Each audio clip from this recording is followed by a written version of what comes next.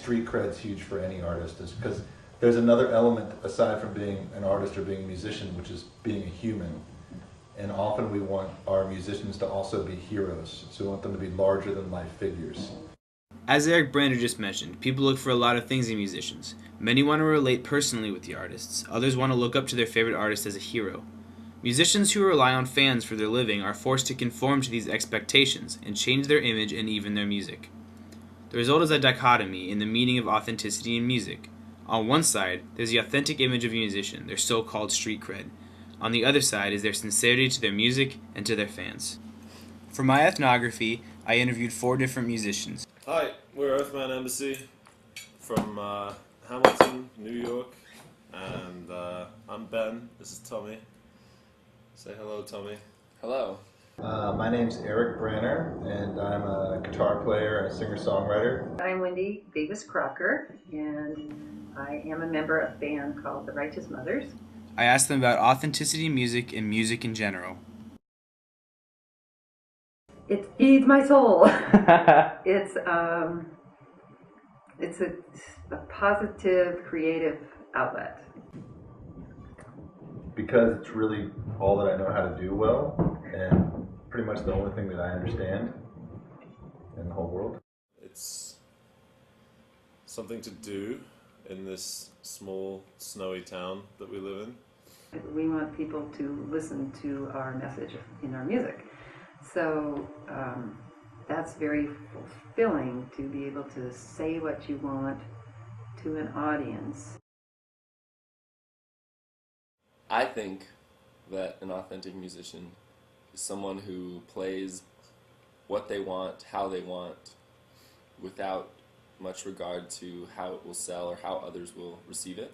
I think people look not just to the musical aspect of a musician or an artist, but also to who they are.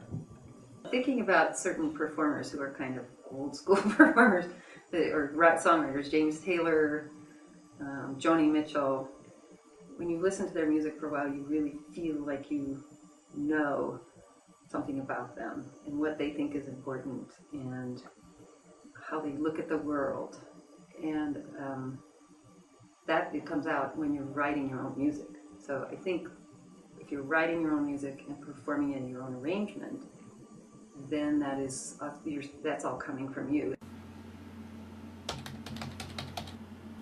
Between the musicians, the general consensus seemed to be that if you play what you want and portray what you want to the fans, that you are being authentic. The problem seemed to come in when I started to ask them about money. I think that money plays a huge role in art, whether people want to admit it or not. I think today there's a lot of music that's sort of targeted at different groups and is made just for the sake of selling it. The Righteous Mothers are unique in that they don't play for their living. So we don't have to take gigs that we don't feel comfortable playing, which is actually contributes to authenticity, because we can be just who we want to be.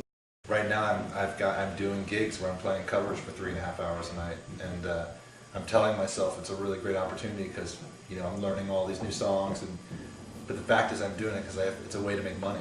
In the immortal words of the Notorious B.I.G., mo money, mo problems. This was the conclusion that each of my interviewees made separately.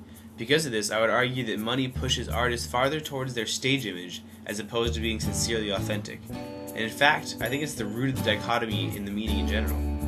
The Righteous Mothers are in an ideal situation in terms of authenticity. They play what they want, how they want, and I for one think it turns out really well.